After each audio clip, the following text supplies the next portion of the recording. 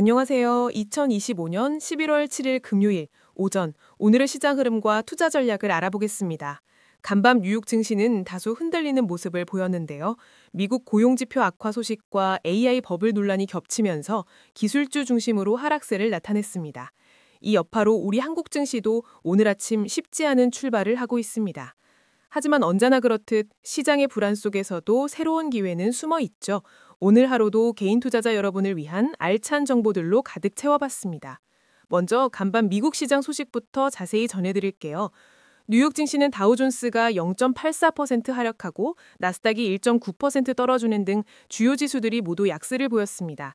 특히 S&P 500은 1.12% 하락했고요. 대형 기술주들이 하락세를 주도했는데 AI 버블 논란이 심화된 영향이 컸습니다.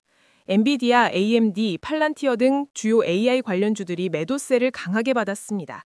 구글은 연내 신규 AI 칩 아이언우드 출시를 예고하며 엔비디아와의 경쟁을 시사했고 이는 엔비디아 주가에 부담으로 작용했어요. 다만 마이크론 테크놀로지는 신고가를 기록하며 메모리 반도체 업황 개선에 대한 긍정적인 신호를 보내기도 했습니다. 이런 가운데 10월 기업 해고 인원이 15만 3천 명을 넘어서며 2003년 이후 10월 기준 최대치를 기록했습니다. 비농업 일자리도 마이너스로 전환되고 실업률 추정치도 4.36%까지 오르면서 경기 침체 우려가 커졌습니다. 이는 연준의 금리 인하 기대감을 높일 수 있지만 아직 연준 인사들은 인플레이션을 우려하며 신중한 모습입니다. 트럼프 대통령의 관세 위법성 청문회도 시장의 불확실성을 키우는 요인인데요. 하지만 인플레이션 완화와 기업 리스크 해소 측면에서는 긍정적인 전망도 나옵니다. 테슬라 주주총회에서는 일론 머스크 CEO에게 1조 달러 규모의 주식 보상안이 승인되면서 시간 외 거래에서 주가가 상승하기도 했습니다. 실리콘밸리에서는 AI 투자액이 과도하다는 경고음이 계속 나오고 있고요. 오픈 AI의 CEO가 정부 보증 형태의 자금 지원을 언급했다가 백악관이 선을 긋는 해프닝까지 벌어지면서 AI 산업의 자금 조달 리스크가 부각되고 있습니다. 마이크 거리는 2025년 12월에 AI 시대의 거품으로 시스템적 붕괴가 일어날 수 있다고 경고했네요. 다음은 오늘 우리 한국 증시 전망과 전날 흐름입니다. 어제 코스피는 0.5% 상승하며 마감했지만 장중 변동성이 컸고요. 코스닥은 0.41% 하락하며 900선이 붕괴되었습니다.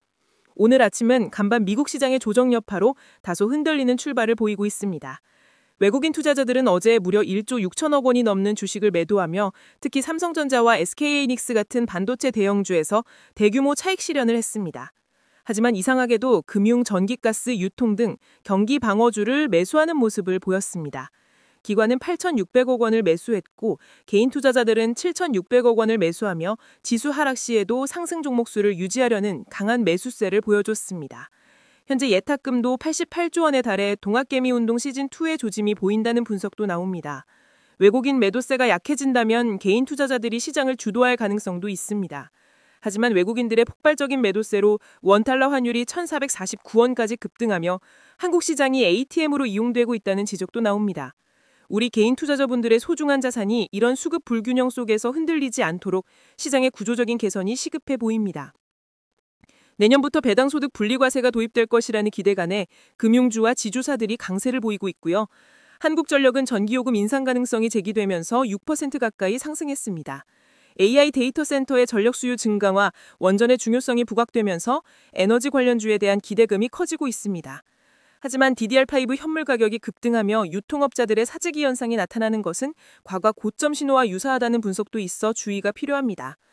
두산 에너빌리티는 xAI의 AI 데이터 센터에 가스터빈을 수주하며 미국 시장에서 기술력을 인정받았지만 이미 주가가 많이 오른 상태에서 차익 실현 매물이 나올 수 있다는 점을 기억해야 합니다.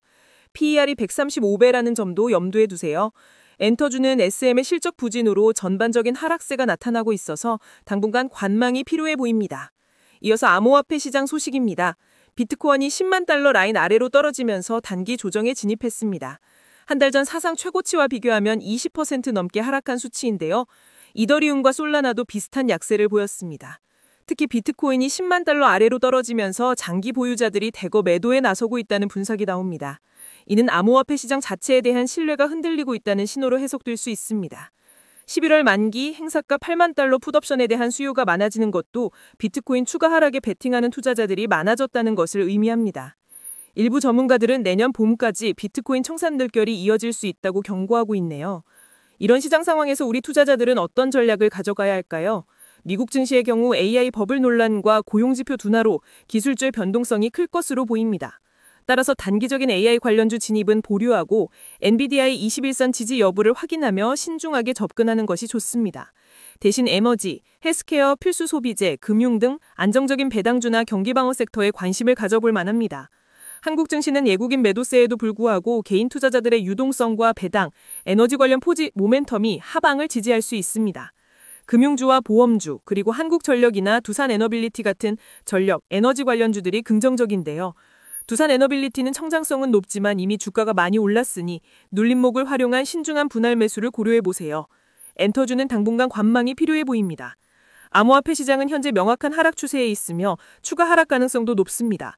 따라서 비트코인, 이더리움 등 주요 코인들은 지금 당장 진입하기보다는 최소한 85,000달러 수준의 지지선이 확인되고 시장 심리가 회복되는 명확한 신호가 나올 때까지 관망하는 것이 현명합니다.